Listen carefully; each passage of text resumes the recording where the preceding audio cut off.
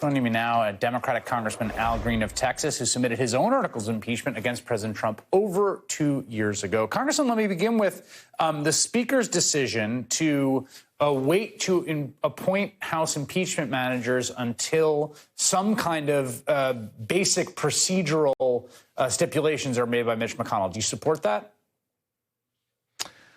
Thank you for having me. I think that it is imperative that we try as best as we can to get a fair trial as opposed to a fake trial. A fair trial necessitates witnesses and the production of evidence, documents, if you will.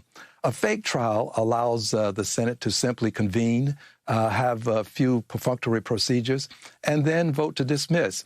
I believe that trying to get a fair trial is a good thing for us to do. It will enhance the public's belief that we are sincere and we are maintaining the moral imperative to go forward. I also think we have to be careful not to go so far as to allow this to become, in the minds of many, political expediency. That's a line that we dare not cross. But I do believe that thus far, trying to get the Senate to do what it has been said to have to do in the Constitution is a fair thing to have done. I would also add this. The Chief Justice has a role to play.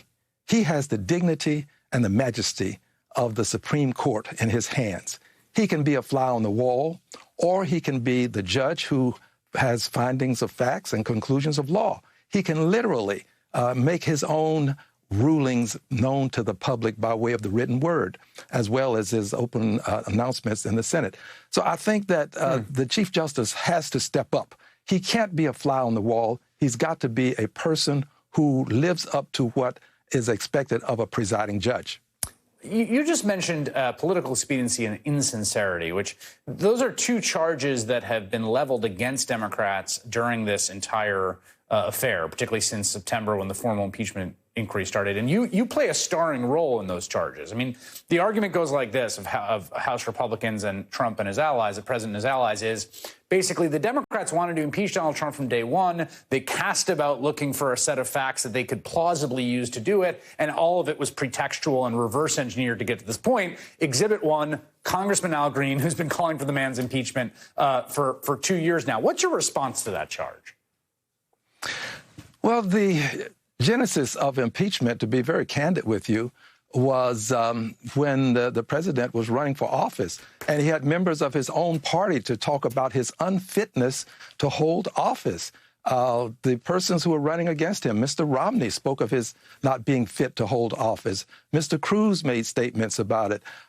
So the president didn't have the luxury of persons from his party having been on his side, as it were, throughout this entire ordeal. Senator Graham has said some very harsh things about the president. With those things in mind, and with the president's behavior before us, firing Mr. Comey, who was investigating the intrusion of Russia into his campaign, our election, that was something that was not to be tolerated. And the president has continued to try to thwart the efforts of Congress to investigate. With Mr. Mueller, the president, by and through his White House counsel, tried to get this done again, to deal with Mr. Mueller, to extricate him, remove him from the process. The White House counsel has not testified before the Senate yet. My hope is that he will be among those that will be called.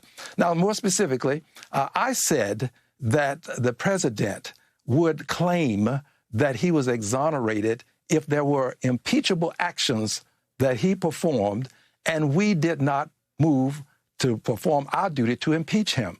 He has distorted the truth. He has twisted it and tried to crush it to earth. But Carlyle is right. Truth crushed to earth shall rise again, and no lie can live forever, according to William Cullen Bryant. Truth crushed to earth shall rise again, and Carlyle, no lie can live forever. I think that we're at a point now where the Senate is on trial. Before there's a trial in the Senate is now on trial. And Speaker Pelosi's withholding the articles will give us an opportunity to find out whether there will be dignity and integrity as a part of the Senate's trial. And if the public sees that there's not the dignity and not the integrity, it will not surprise me, wouldn't surprise me one scintilla to see people coming to the actual trial itself. They may not be in the room.